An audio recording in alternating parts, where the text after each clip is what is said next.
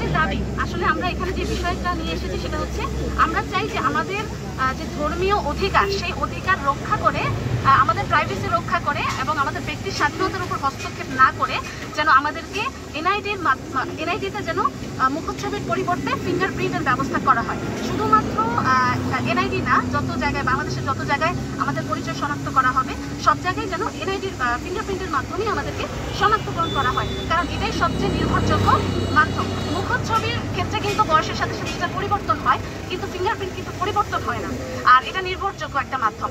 আর দ্বিতীয়ত আমরা চাই এই যে গত 16 বছর যাবৎ সাবেক ইসি কর্মকর্তারা তাদেরকে বহুবার জানানোর পরেও তারা আমাদের কারোর কোনো কথা গ্রাহ্য করেনি এবং পর্দানুশীল নারীদেরকে মানে বেপর্দা হতে বাধ্য করেছে। তাই এই যে তারা মানবাধিকার লঙ্ঘন করলো, তাই তাদের শাস্তি আমরা চাই।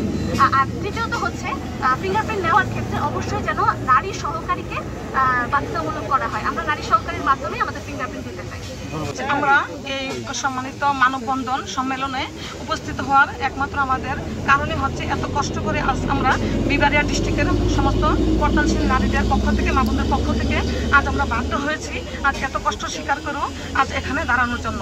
তো এখন আমাদের মূলত বিষয়টা দাবিটা হচ্ছে যে আজকে মানে মুখচ্ছবি এবং চেহারা দেখিয়ে এনআইডি কার্ডের মানে এনআইডি কার্ড না থাকার কারণে অনেক নারীরা, পর্দানশীল নারীরা তারা অনেক ক্ষতিগ্রস্ত, নিপীড়ন, নির্যাতিত হয়ে আসছে।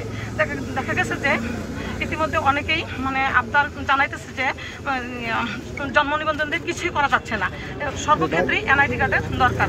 এখন আমরা চাচ্ছি, আমাদের দাবি হলো আমাদের 16 বছর যাবৎ, বিগত 16 বছর যাবৎ যে সাবেক ইসি কর্মকর্তারা আমাদের পর্দানশীল নারীরা মানে নাগরিকত্ব অধিকার, মানবাধিকার আটকে রেখে তারা যে আমাদেরকে নিপীড়ন, নির্যাতিত করেছে তার জন্য সরকারি মানে আওতায় তাদের ব্যবস্থা করা হোক। এবং দ্বিতীয়ত আমরা যারা পর্দানশীল নারীরা রয়েছি আমাদের নাগরিকত্ব এবং ধর্ম দেখা গেছে অক্ষুণ্ণ রেখে আমাদেরকে মানে মুখচ্ছবি এবং চেহারা না দেখিয়ে মানে ফিঙ্গারপ্রিন্টের মাধ্যমে অত্যাধুনিক নির্ভুল প্রযুক্তির মাধ্যমে আমাদেরকে এনআইডি কার্ড মানে করে দিয়ে আমাদেরকে সমস্ত গুণা থেকে মানে মুক্তি হয়ে এবং আমরা সমস্ত মানে আমাদের সব কিছু থেকে মুক্তি হয়ে নিরাপত্তার সাথে দেশের নাগরিক হিসাবে, জাতীয় পরিচয়পত্র দিয়ে আমরা দেশের নাগরিক হিসেবে নাগরিকত্ব অধিকার ভোগ করতে পারি, আমাদের সেই দাবিটাই সেই দাবি। এবং তাদের উদ্দেশ্য হচ্ছে যে যেহেতু নতুন বাংলাদেশের স্বপ্ন নিয়ে কিন্তু জুলাই আগস্টের যে গণ অভ্যুত্থান হয়েছিল সেটা কিন্তু বৈষম্যহীন বাংলাদেশ গড়ার উদ্দেশ্যে, তাই না? তো এই যে আমরা নারীরা, আমরা মুসলমান নারীরা তারা পর্দা করতে পারছি না, মানে পর্দার সাথে আমরা নাগরিক সুযোগ সুবিধাগুলো লাভ করতে পারছি না, তাই আমরা এক্ষেত্রে বঞ্চিত এবং আমাদের মৌলিক অধিকার থেকে আমরা বঞ্চিত হচ্ছি। তাই আমরা চাই যে এনআইডি সহ আমাদের 3টা দাবি এখানে। প্রথম দাবি হচ্ছে যে বিগত 16 বছর যাবৎ যারা ইসি কর্মকর্তা ছিলেন তারা যেহেতু আমাদের এই নাগরিকত্বের অধিকার থেকে বঞ্চিত করেছেন, তাই তাদেরকে বিচারের আওতায় আনা হোক।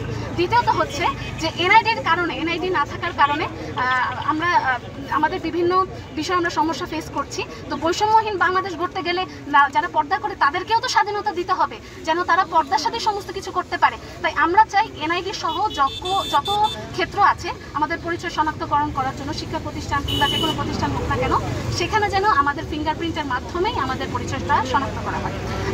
মানে আইডেন্টি কার্ড আর এখন আমরা পর্দা করার পর আমরা পর্দা করতে চাই, আর আইডেন্টি কার্ড ছবি ছাড়া আমরা করতে চাই, কারণ ছবি যুক্ত মানে কবিরা গুণা অনেক অসংখ্য কঠিন শাস্তি দেওয়া হবে। কঠিন শাস্তি হলে আমরা তো জাহান্নামের আগুন থেকে বাঁচতে চাই।